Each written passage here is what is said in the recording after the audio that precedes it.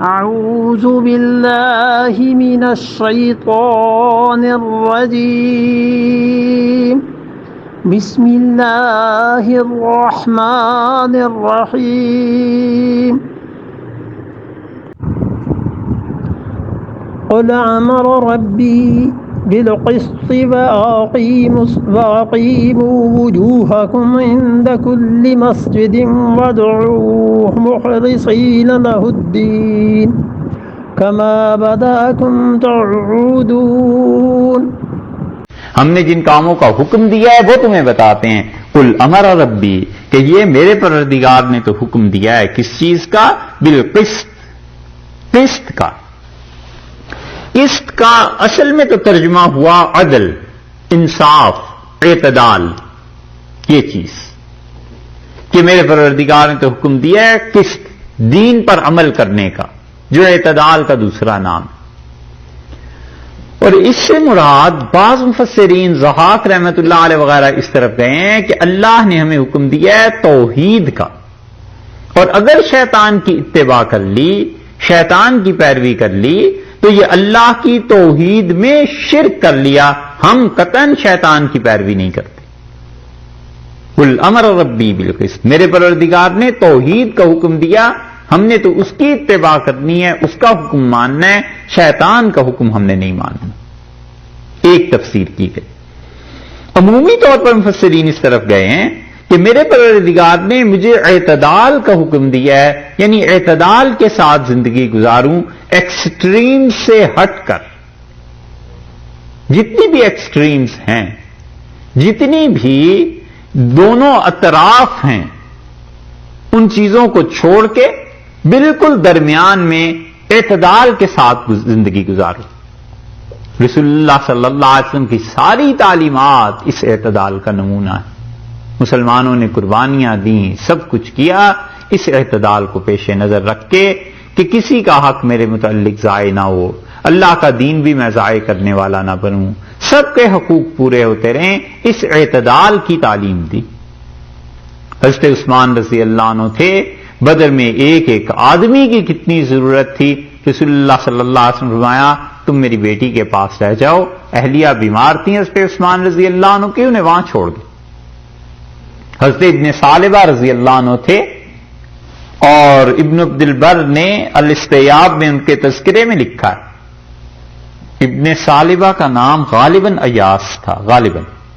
بہرحال انہوں نے لکھا ہے ان کے تذکرے میں کہ وہ آئے بدر میں شرکت کے لیے، اور رسول اللہ صلی اللہ علیہ وسلم کو بتایا کہ میری والدہ بیمار ہے. تو حضرت صلی اللہ علیہ وسلم نے واپس بھیج دیا. آپ نے فرمایا اپنی والدہ کی خدمت کرو. تو وہ واپس گئے، اپنی والدہ کی خدمت کے لیے منع کر دیا کہ جہاد میں نہیں جانا. یہ اعتدال کا نام ہے. قل امر ربی بالقسط کہ یہ میرے پروردگار نے تو کہا ہے کہ میں اعتدال کے ساتھ زندگی گزاروں، جذبات سے ہٹ کے. اسی لیے صحابہ کرام رضی اللہ عنہ اتنے نرم اور موم ہو گئے تھے کہ حضرت صلی اللہ علیہ وسلم جب جذبات کا حکم دیتے تھے تو جذبہ آ جاتا تھا، جب روک دیتے تھے رک جاتے تھے. زندگی اعتدال کا نمونہ بن گئی تھی. قل امر ربی بالقسط کہ یہ میرے پروردگار نے تو مجھے یہ حکم دیا ہے. واہ! اور یہ جو امر ربی بالقسط ہے یہ تو خبر ہے نا، بتایا جا رہا ہے کہ خدا نے مجھے یہ کہا ہے. آگے حکم آ رہا ہے وَأَقِیمُوا وُجُوهَکُمْ، اور اپنے چہروں کو سیدھا رکھنا. تو امر اور خبر میں فرق ہے. ایک ہے آپ کسی کو کوئی چیز بتاتے ہیں، ایک ہے آپ کسی کو کہتے ہیں کہ یہ کام کرو. دونوں میں فرق ہے. آپ بتاتے ہیں کہ فلاں جگہ پہاڑ ہے، کسی کو کہتے ہیں کہ مجھے پانی پلاؤ، تو دونوں میں فرق ہے نا. اور عربی قواعد کے اعتبار سے امر جو ہے، جو آگے آ رہا ہے اقیمو، اس کا عطف خبر پر جائز نہیں. تو اس لیے یہاں مفسرین کہتے ہیں کہ جو واو ہے اس سے پہلے یہ مانا جائے دوسرا امر، کہ دوسری بات مانی جائے کہ قل امر ربی بالقسط کہ یہ میرے پروردگار نے حکم دیا ہے مجھے اعتدال کا. قل وَأَقِیمُوا وُجُوهَکُمْ، اور اس نے دوسرا مجھے حکم یہ دے دیا ہے، اس نے یہ فرمایا ہے کہ اقیموا وجوہکم، یہ دوسری پہلی خبر ہو گئی، دوسرے یہ حکم ہو گیا، یہاں پر الفاظ میں دوسری چیز، قل وَأَقِیمُوا وُجُوهَکُمْ، اور کہیے کہ کیا ہوگا یہ بات کہ سیدھے کرو اپنے چہرے عند کل مسجد، ہر ایک مسجد کے پاس، مسجد کے پاس اپنے چہروں کو سیدھا کر۔ مسجد کا کیا مطلب؟ مسجد سے یہاں عام طور پہ مفسرین نے نماز مراد لی کہ نماز کے وقت اپنے چہروں کو سیدھا کر لو، یعنی قبلہ رخ کر لو، کہ نماز پڑھتے ہوئے سیدھے رہو، قبلہ رخ رہو۔ اللہ تعالی نے یہ تمہیں حکم دیا ہے کہ اللہ کا حکم تو یہ ہے کہ نماز کی پابندی کی جائے اور اپنے چہروں کو قبلہ رخ رکھا جائے، یعنی یہ کہ اللہ کے دین کی اتباع کی جائے، اللہ کے دین پر چلا جائے۔ اللہ تعالی نے یہ حکم دیا ہے مجھے کہ ایک پہلی بات تو یہ کہ اعتدال میں رہیں، اور دوسرے جب بھی نماز کا وقت آ جائے، جب بھی مسجد کا وقت آ جائے، اس وقت میں کیا کرنا ہے؟ اپنے چہروں کو اللہ کی طرف رکھنا ہے، جھکا دینا۔ اسی لیے نماز میں قبلے کے رخ کا اتنا حکم ہے کہ رسول اللہ صلی اللہ علیہ وسلم نے ہر موقع پر قبلہ رخ ہونے کو فرمایا۔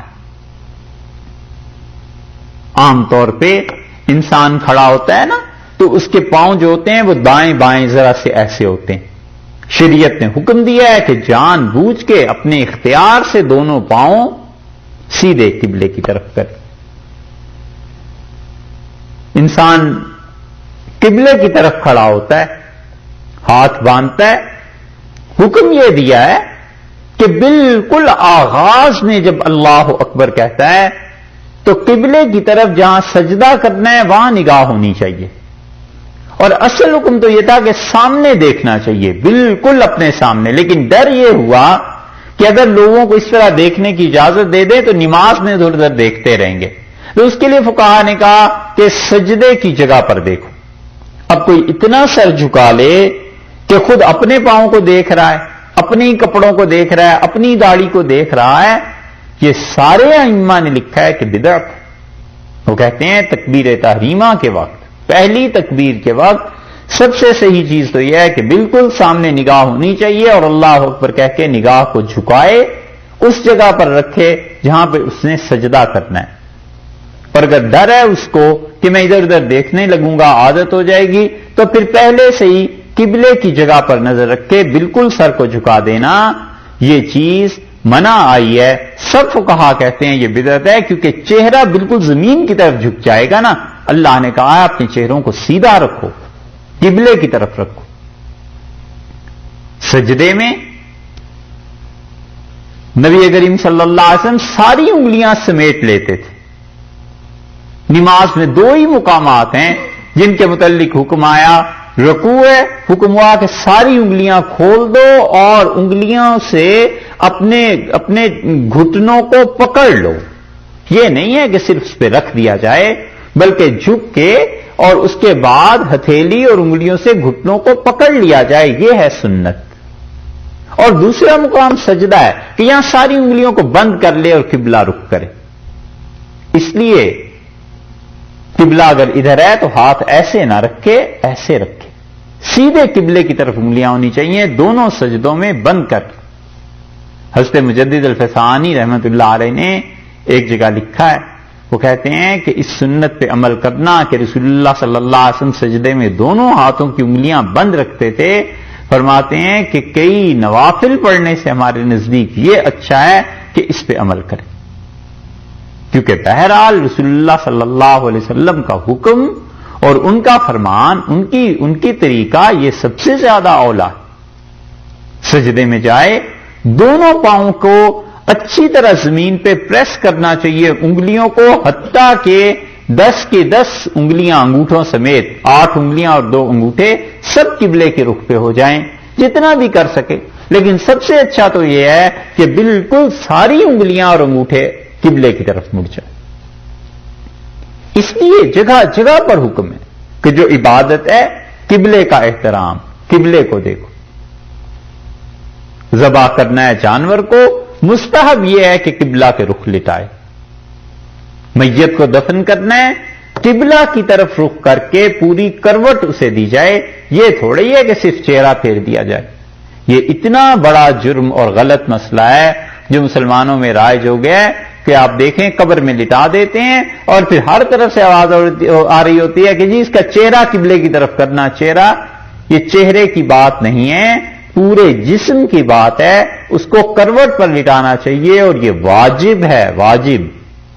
اور جو آدمی اس کے خلاف کرتا ہے میت کا حق ضائع کرتا ہے۔ اسی لیے تو فقہا لکھتے ہیں کہ تابوت میں بھی میت کو سیدھا نہ لٹایا جائے، بلکہ تابوت میں بھی دائیں طرف کروٹ پر لٹایا جائے اور اس کے پیچھے تھوڑی سی مٹی رکھ دی جائے جو پیچھے دیوار میں تک اسے ٹیک لگی رہے تدفین سے پہلے۔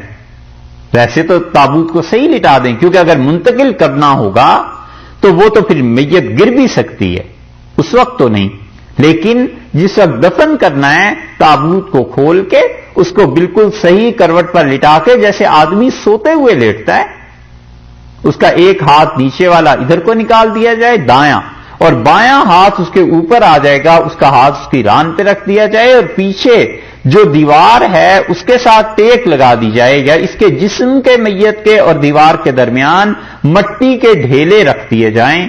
یہی چیز تابوت میں اور یہی چیز قبر میں، تاکہ وہ پورے کا پورا قبلے کی طرف رہے۔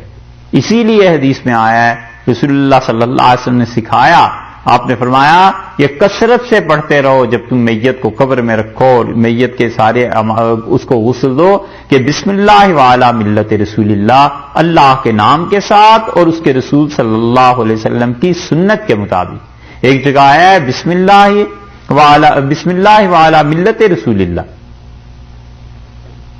بسم اللہ وعلی سنت رسول اللہ، دونوں الفاظ آئے، لیکن عام طور پہ بسم اللہ وعلی ملت رسول اللہ ہی آیا ہے کہ رسول اللہ صلی اللہ علیہ وسلم کے مذہب پر، ان کی ملت پر، ان کے طریقے پر اور اللہ کے نام سے آغاز کرتے ہوئے۔